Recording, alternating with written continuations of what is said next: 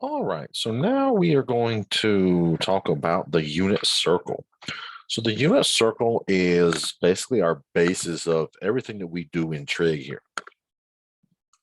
So let's look and see what we can do here. So some of our most basic trig functions in the unit on a circle are given by here. So anytime that we see this, if we think about our xy plane, we know that the first quadrant up here, we have plus and plus. In the second quadrant over here, we have minus and plus. Third quadrant is minus and minus, and then the fourth quadrant is plus and minus when we talk about our x and y coordinates from previous classes. So if we were to create a reference triangle, it's made by dropping a perpendicular line segment to the x-axis. So if we have given any point on our circle, xy, we can draw a straight line down. And if we start with the center or origin, we draw a line straight to the point. This is going to have a radius of r. Our angle is going to be theta.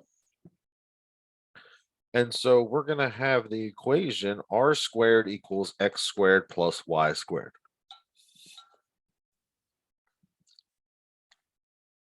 So when we look at this, we can create the following 6 trigonometric functions by this drawing here. So sine of theta is going to be equal to my y over r. Cosine of theta is going to be equal to my x over r. Tangent of theta is going to be y over x. Cotangent of theta is going to be x over y. And secant of theta is going to be r over x, along with cosecant of theta is equal to r over y. So eventually we're going to start to see some different ways of calculating our trig functions based off of what we're given. So we're going to start with our most basic cases here, and we're going to be able to extend from there. So if we have a unit circle, so the unit circle for trigonometry actually means the measurement of triangles. So from every single circle, we can actually create a triangle from it. So the unit circle basically is just one of our special cases of our circles. It's a special case because it has a radius of 1 and it's centered at the origin. Hence our equation that was r squared equals x squared plus y squared now becomes x squared plus y squared equals 1 because our radius r is equal to 1, 1 squared is 1. So anytime when you hear us talk about the unit circle, we're just talking about the special case when r is equal to 1. So just like before, when we talked about in previous lesson about positive and negative angles, we can have the exact same thing here. So we're still inside of our unit circles. They both have a radius of 1. So that just means that our XY point from our center to here is the point 1, 0.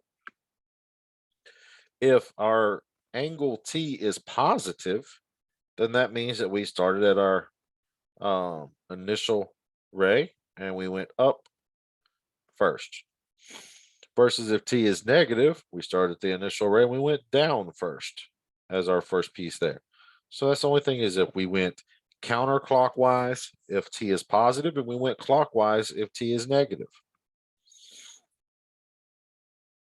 So some definitions in terms of our unit circle now.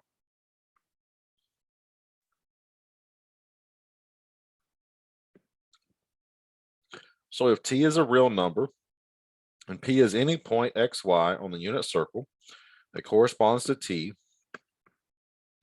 then the sine of T is now equal to Y, cosine of T is now equal to X, tangent of T is still equal to Y over X as long as X is not equal to 0.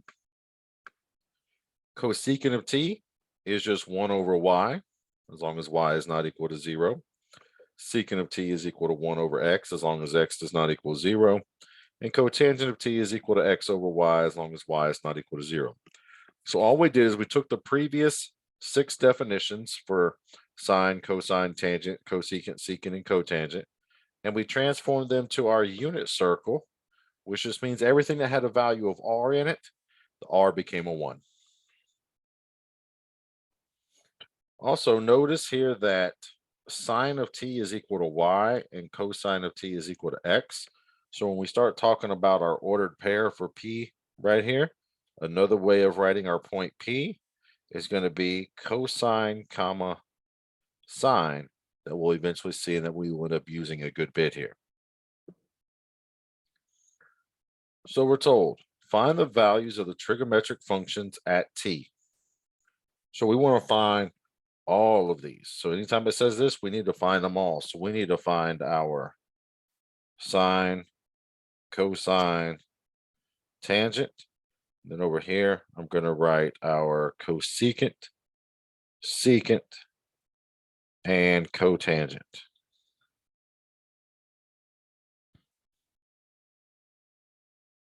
And all of these have angles with it. I just normally don't write them because there's only one angle here. So just like we just said a second ago, is that cosine is equal to the x value. So that's going to be -1/2. Then we have our sine is the y, so that's going to be √3/2. Well, just by looking at those two, we know sine and cosecant correspond to each other. So this would be 2 over the square root of 3, which is the same as 2√3/3. Secant is going to be -2. So then we know that tangent is going to be sine over cosine. So that's going to be √3/2 divided by -1/2, which is going to be -√3. So our cotangent is going to be -1/√3, which is -√3/3 if we were to rationalize. We know we don't really want to get in the habit of leaving a square root in the denominator, so make sure you always rationalize.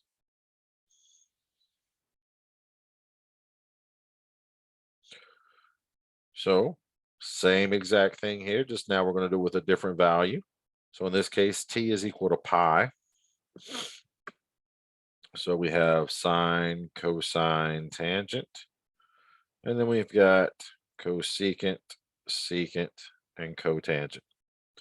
So in this case, cosine is -1, sine is 0, tangent is also 0. But in this case, cosecant is 1 over 0, which is undefined. Secant is -1. And cotangent is undefined because in the case of cosecant and cotangent, it's 1 over sine and 1 over tangent. So 1 over sine is equal to 1 over 0, which is undefined, and same thing for tangent here. So anytime that we reference the unit circle, this is what we're talking about right here.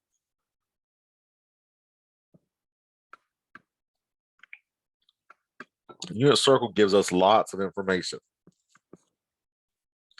It gives everything in degrees and in radians.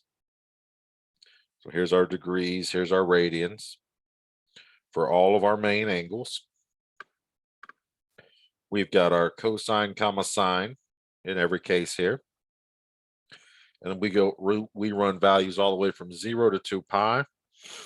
Our main angles are 0, 30, 45, 60, 90, 120, 135, 150, 180, 210, 225, 240, 270, 300, 315, 330, and then 360, we start back over. So anytime that we're referencing this, this is what we need to do. And I would say this is very important to learn.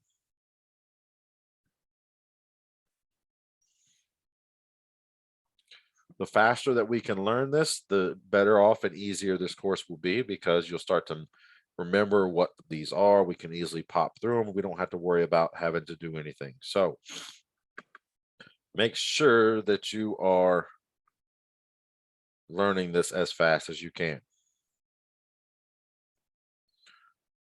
So we're told, find the values of the following trig functions: cosine 2 pi over 3, cosine negative 2 pi over 3, secant 7 pi over 4, secant a negative 7 pi over 4, cotangent of pi over 2, cotangent of negative pi over 2. So what I'm going to do to make this a little bit easier, I'm going to shrink this in, so that way we can kind of still look at this a little bit.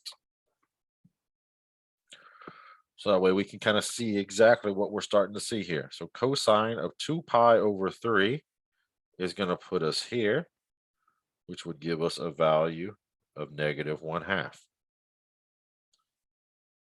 So secant of 7 pi over 4 puts us at this place, but secant is 1 over cosine.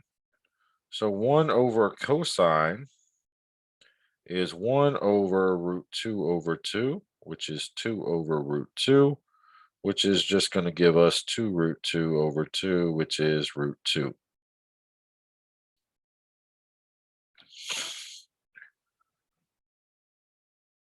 The next one we can look at is cotangent of pi over 2. So notice the first thing I'm doing is I'm going to those values first, and then I'm worried about what trig function I'm looking at. So pi over 2. So cotangent, instead of y over x, is x over y, which gives me 0. So that put us up here.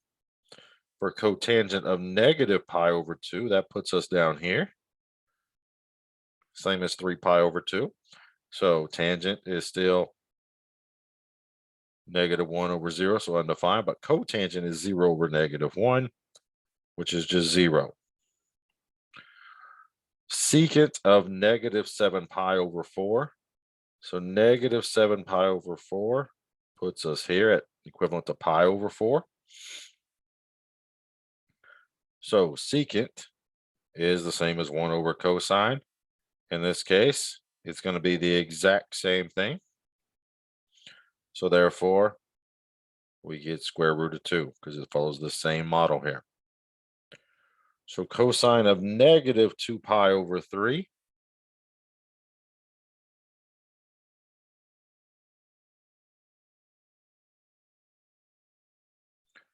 is going to put us here.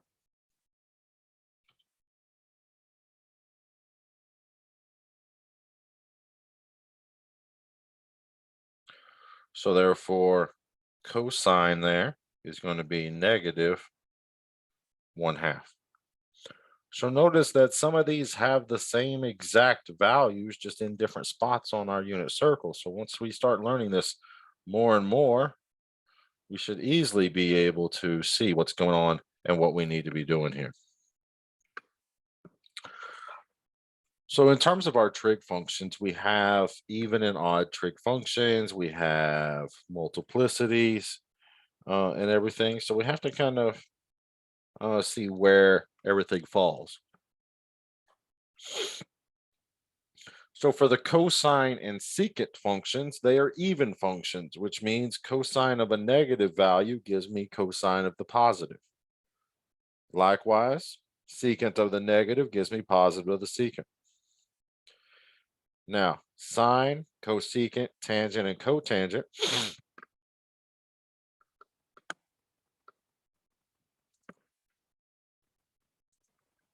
are all odd functions. So sine of negative t is equal to minus sine of t. Tangent of negative t is equal to minus tan of t.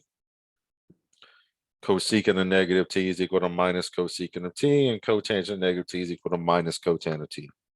So if we're seeing this in all these different ways, we need to kind of make sure and see where we're at here. So always pay attention to that negative inside of there on how it affects it depending on which function we're given. So the domain of the sine function and cosine function is negative infinity to infinity, the set of all real numbers. The range of these functions is bounded between -1 and 1, inclusive. So just kind of keep that in mind, and that'll kind of help us to see what's going on in the different cases.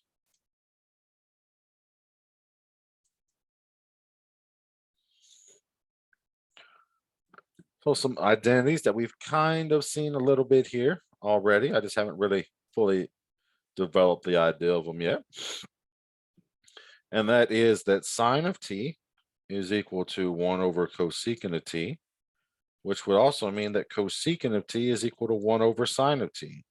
So these two go together. Cosine of t is 1 over secant of t. Secant of t is 1 over cosine of t.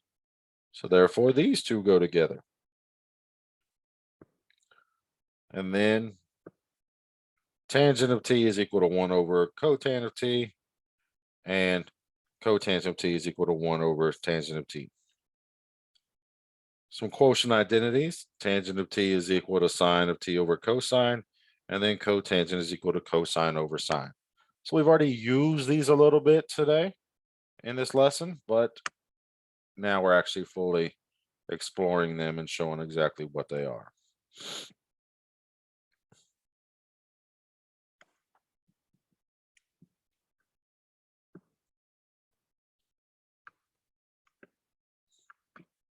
So given that t is acute, find tangent of t, cosecant of t, secant of t, and cotan of t.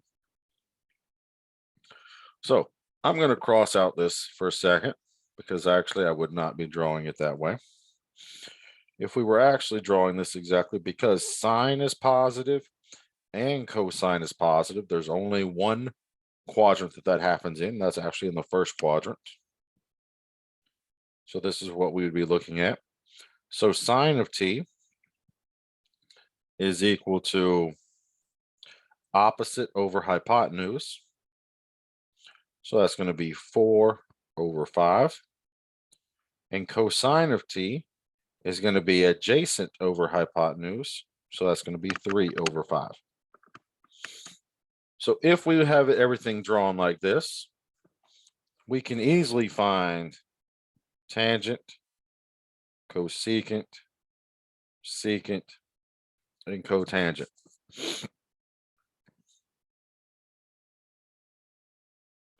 So cosecant, by definition, is 1 over sine, which is just going to be 5 over 4. Secant is 1 over cosine. So 1 over cosine is 5 over 3. Now tangent is just simply sine over cosine. So that's 4 over 5 divided by 3 over 5, which is 4 over 3. And cotangent is 1 over tangent, so just make that 3 over 4 as our answer here. So once we know our first three basic ones, sine, cosine, and tangent, we can easily find the others by just flipping them.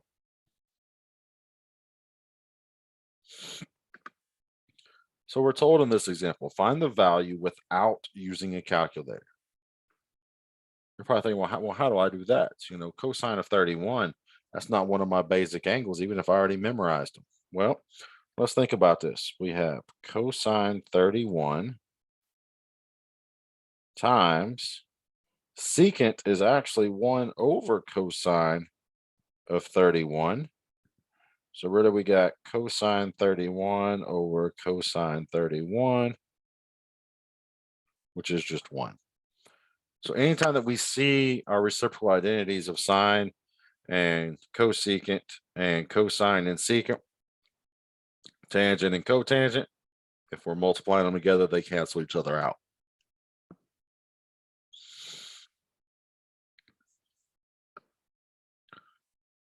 So using right triangle trigonometry and the equation of our unit circle, we can obtain a fundamental Pythagorean identity. So therefore, x squared plus y squared equals 1 is our going to tell us whether or not it's a right triangle or not, Pythagorean identity. So therefore, we can actually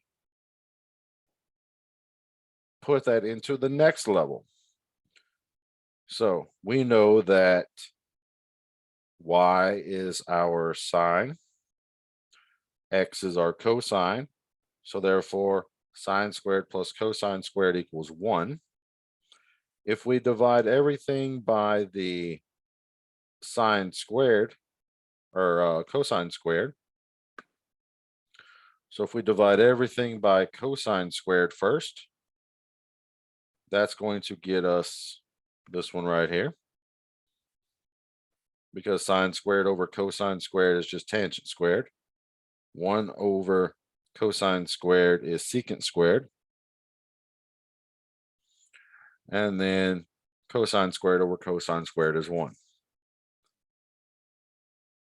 In the last case, if we divide everything by sine squared, then we get sine squared divided by sine squared is 1. And then cosine squared divided by sine squared is cotangent squared. And 1 over sine squared is cosecant squared. So if we just remember this one, sine squared plus cosine squared equals 1, we can obtain the other two by just dividing by either the sine squared or cosine squared term, and we'll know exactly what case we're in.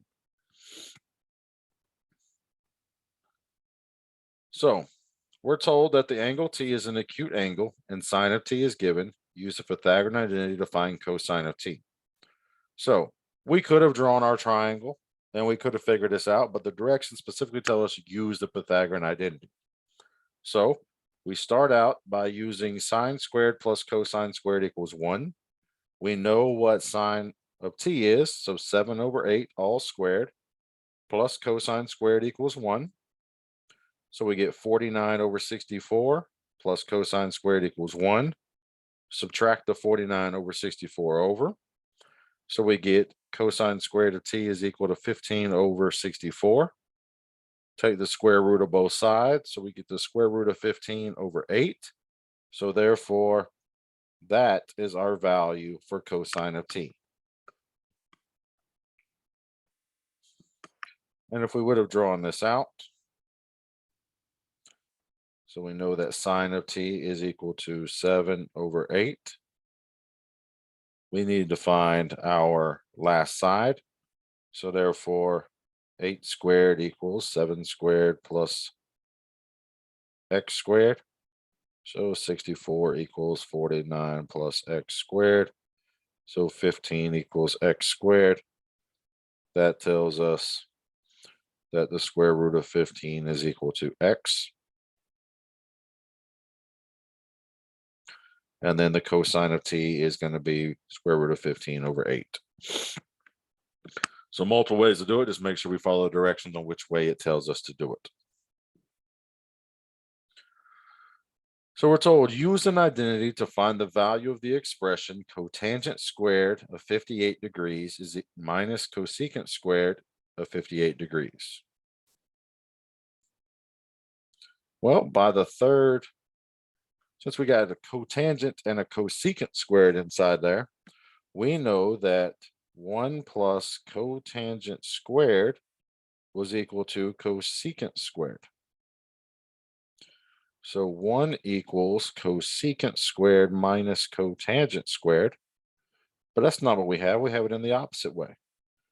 So I'm going to multiply everything by a -1 to get cotangent squared minus cosecant squared. And then notice cotangent squared minus cosecant squared is here. Doesn't matter what the angle is. Our value is -1. So always just kind of make sure that we're thinking about it in a different way than what it might look sometimes in order to help us get to the correct answer.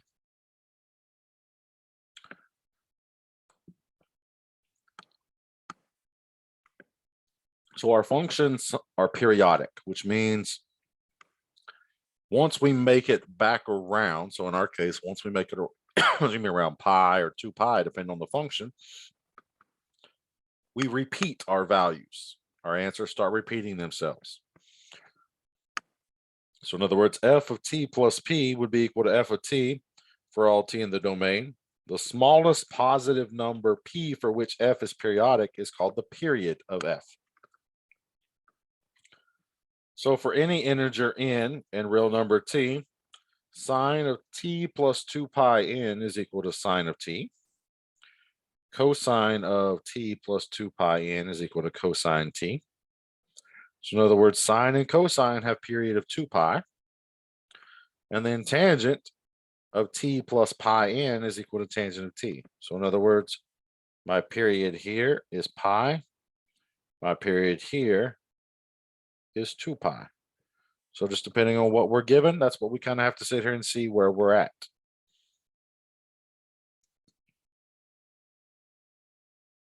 So find the exact value of the given trigonometric function. So since we have minus cotangent of pi over 4 plus 11 pi, tangent and cotangent roll the same way with our periods. So therefore, minus cotangent of pi over 4 plus 11 pi is equivalent to minus cotangent of pi over 4. And tangent and cotangent of pi over 4 is 1. The negative out front gives us a negative 1 because we would have had minus root 2 over 2 divided by root 2 over 2, which gives us minus 1 as our answer.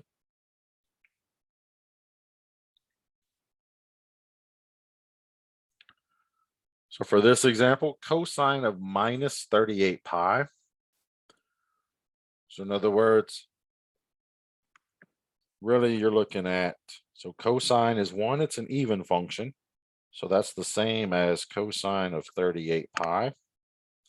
It's periodic, so every 2 pi. So really this is cosine of 19 times 2 pi, which is just going to reduce to cosine of 2 pi.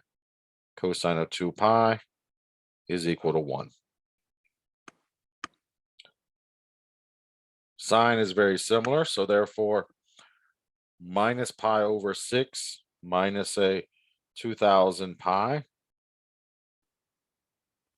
So therefore, this piece right here, sine of negative pi over 6 minus 2000 pi, minus 2000 pi is a multiple of 2 pi. So therefore, we get sine of negative pi over 6 by our odd principle. Sine of negative pi over 6 is equal to minus sine of pi over 6 here. Sine of pi over 6 is going to be 1/2. So therefore, minus sine of pi over 6 gives me minus 1/2 as my answer. So in this problem right here, we've used a lot of principles with our even and odd and our periods to make sure that we can know exactly where it's at and everything. So so going back to this previous one, this cosine of 19 times 2 pi, how I represented out is that basically we went around our unit circle 19 times. And that's why I could just say it's the same as a 2 pi there. So the next thing we want to do is we want to be able to type in our calculator and see what we get as our answers here to make sure that we are getting them. So in this case, we would type in 1 divided by cosine of 15. And that is how we got 1.0353 rounded to 4 decimal places. We could also do this in terms of radians. Just make sure that you switch your calculator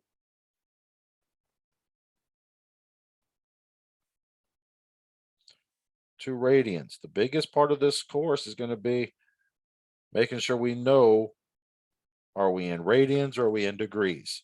So in this case right here, it's easy because they give us this in terms of a pi. So we have to make sure that we change it to radians. And then we can just type this in our calculator, tangent of 11 pi divided by 12 in our calculator. And when we do that, we get negative 0.2679 rounded to 4 decimal places. So always make sure that we know which mode we need to be in our calculator. Normally, if we get something that has a pi in it, we need to be in radians. Or if we get a small number that's not one of our normal ones, in other words, anything between um, greater than 0 but less than 6.28, normally you're going to be in radians on those. All right, so that ends this lesson. So I hope that we are prepared and that we have learned a lot.